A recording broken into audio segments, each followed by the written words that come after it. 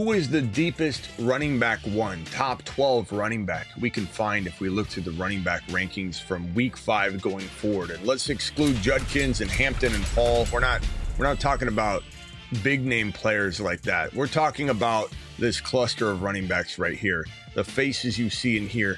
There might be a top 10 running back. There might be 4. There might be maybe only 2 or 3, but we have a ton of players that could play at a top 10 level.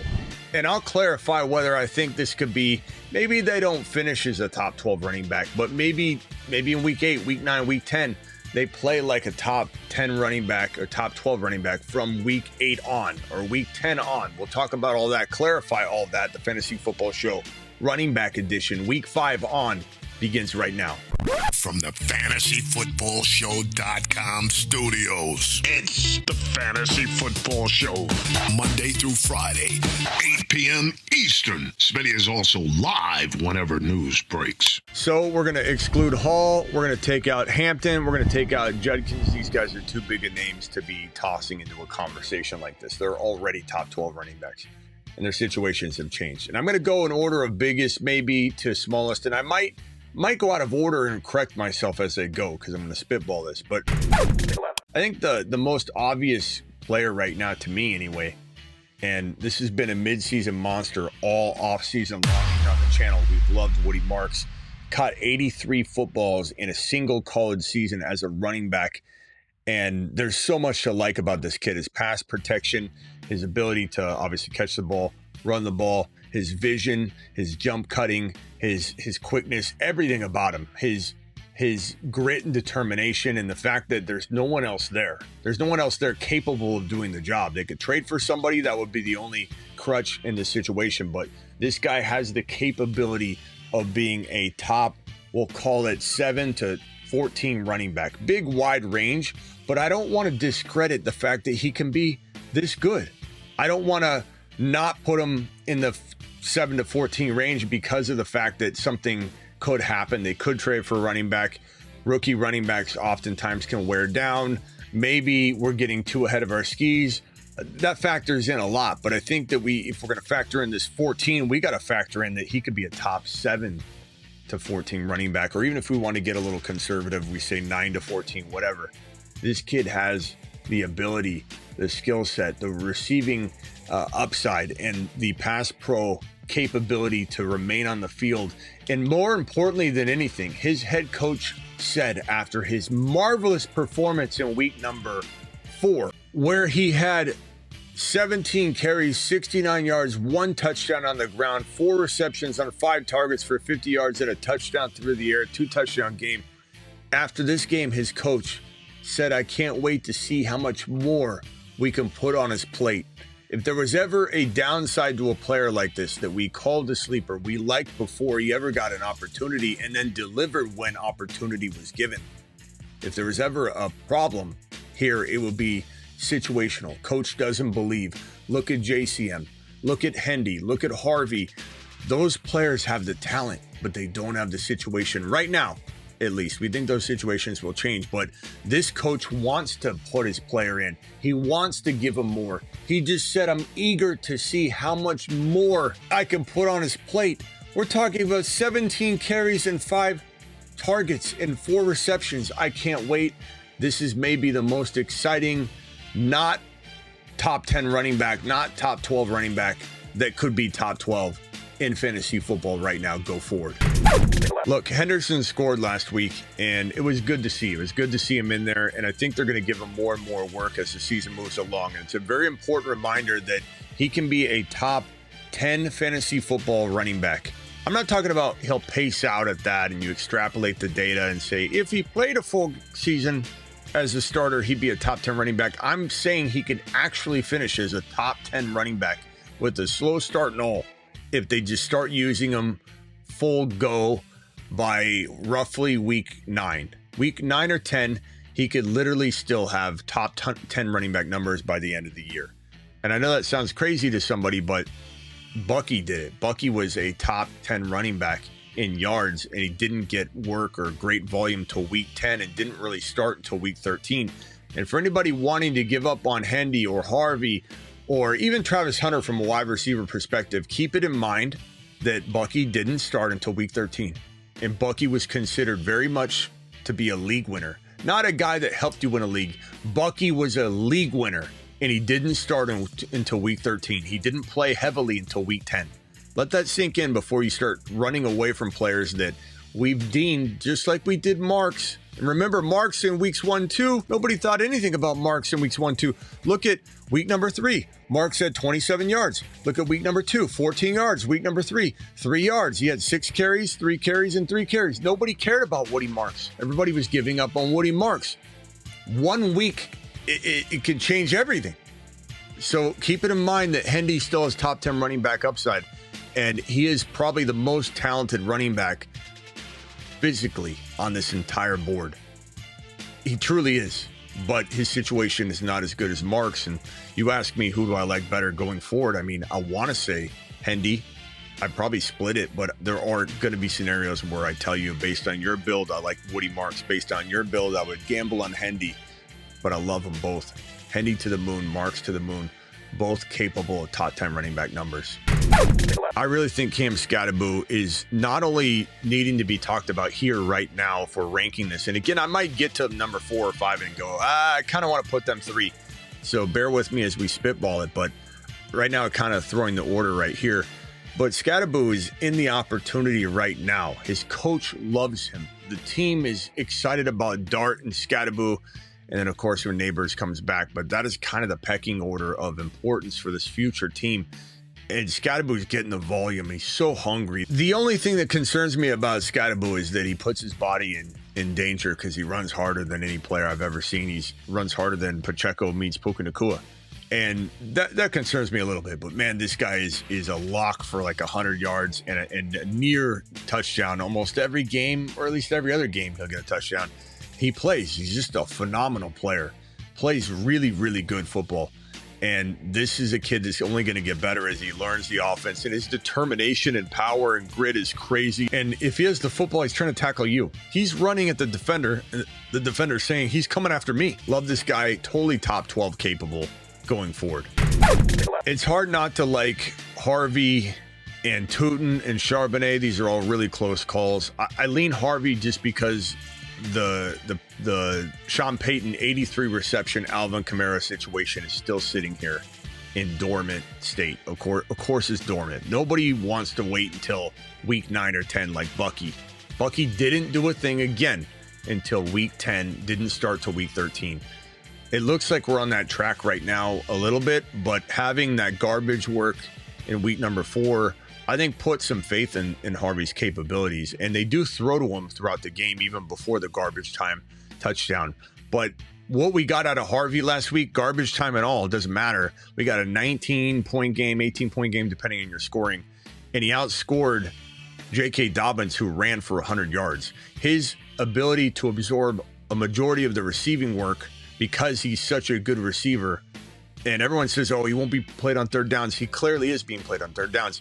They're just getting the ball on third down. That's the whole point. Like, that's why he's not coming off the field on third down. Even if his pass protection needs work or whatever, they're giving him the ball when he's out there on third down. Or they're using him as a decoy because they know teams think they're going to throw him the ball. But, man, he looked so good in week 4. He looked fantastic. He looked electric. You had people trying to make excuses about the garbage touchdown and he's not good. This is that. I don't care. I love what I see. I'm not blind to the fact that this could be another week where we're like a letdown again. So be careful. Don't get too overly excited, but know that the future is bright. And once he gets on his horse, we'll all know it, and we'll all be able to throw him in our lineups together. Harvey's still capable of being a top 12 running back. You go forward if they started to use him right now. And I think he's got a little bit better shot than some of these other guys right now, but that could change as well. But Harvey would be number 4 as of this moment. I love Bashal Tootin, and he's got a nose for the end zone. He plays a lot like Bucky. His style is a lot like Bucky, and Liam Cohen made Bucky. So Liam Cohen's eventually, this is the guy Liam drafted, is going to use him more and more and more. And while he is very efficient, or, you know, if he's not efficient, he doesn't score. There's that house call touchdown he could get at any moment. And once he starts flashing more and more, they're gonna probably start using him more and more. But really, it's going to come down to injury. That's why Harvey and Tootin and Sharbs and these guys are below Marks, Hendy, and Skattaboo. I mean, you could even put Skattaboo ahead of Hendy if you wanted, because Marks and Skattaboo are starting. Hendy's not yet starting, but I think the upside makes me want Hendy a little more. But you could argue this right here. Once we get to Harvey and Tootin and these guys, we're talking about an injury or an opportunity needing to be opened up that's currently not fully, operational right now. So just know that Tootin is a waiting game. You shouldn't run away from him. He still remains to be one of the best waiver wire pickups of the year once he's activated. Right now, he's dormant. He's in a sleeper mode. But once he's activated, Tootin's going to the moon. He's going to score top 12 running backs per start. It's just a matter of how many starts are we going to get. Zach Charbonnet needs to be talked about next because he's proven to be a top 5 running back. He's proven it. He was running back 2. If you take his 5 starts last year and extrapolate it across an entire 17-game season, it would have scored as running back 2. He's proven it. He's a player that the staff wants in the lineup a lot. They want to do a 50-50 divide, and Walker gets often injured. And so Sharp is a sleeping giant, dormant, top 5 to 10 running back, and literally could vault to number 1 if he's starting, if he's in there as the full go guy. Marks will, of course, rank ahead of him because he is currently starting. Skattaboo will rank ahead of him because he's currently starting, and Hendy is trending toward that direction. But Sharps you could easily put here at 4 over Tootin and Harvey if you wanted. And honestly, looking at it, I kind of waver. The only reason I would probably not put him here now is because he's been banged up. But I think once, he's proven to be healthy and back and getting half the work again, and I think he shines when he's given opportunity. He's such a good, elusive runner. We might see him climb, or maybe these guys climb before him. It's tough to say, but Charbonnet is definitely a league winner potentially still. Sean Tucker, I don't like putting this one on here because in order for him to win leagues or be super valuable, the Bucky Irving injury's got to get worse, or he's got to get injured again in a different way. But Tucker is still somebody that you should be cuffing. I know Rachaad White is technically speaking the next man up to most people, but Sean Tucker will also be used. They'll probably use a hot hand approach. And given that this guy exploded the last time they called upon him, I think he's probably the guy for the job. And if we pull up his stats, I'll even pull up Sean Tucker from last season. He absolutely was fantastic and electric and elusive in 2024. I'll pull up his game log. Here it is. He had a whopping 136 on the ground, 56 receiving. He was a straight up savage when called upon. And he's always good when he's asked to carry the football and deliver. He does. Here's his game log right here, dropping it on screen now.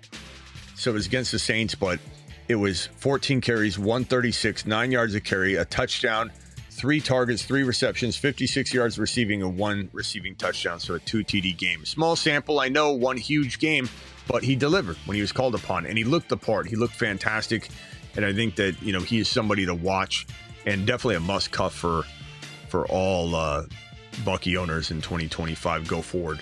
Brashard Smith and Gordon, Ollie Gordon, will probably put these guys together and just talk about them quickly together and just say, look, the opportunity's there and it's growing. And I think Ollie Gordon is a unique case of injury needs to strike for him to really become amazing, as is Brashard Smith needs to have the opportunity unveil. I think Brashard goes a little ahead of Gordon because his coach, Andy Reid, said that they are starting to ramp him up, and we saw evidence of that in week 4. He got a little more work, but Reid talked about it yesterday, saying that, yeah, we're trying to get him more work. We've been getting him more work. He's responded well, and we're going to start to give him more and more. So Smith really still could become the starter, and he's a converted wide receiver from college that successfully converted into a 1,300-yard rusher in college. He's a fantastic player. And it's kind of head-scratching they haven't eased him along faster because they've been in dire straits looking for a pass catcher. But it is what it is, and right now he looks pretty good.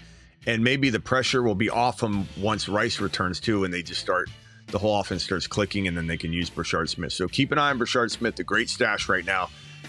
Keep in mind how Woody Marks was nothing in weeks 1, 2, and 3, but you all love him now in week 4. And so that could happen even if Brashard Smith is nothing for 7 weeks. Any week can turn someone's, season around.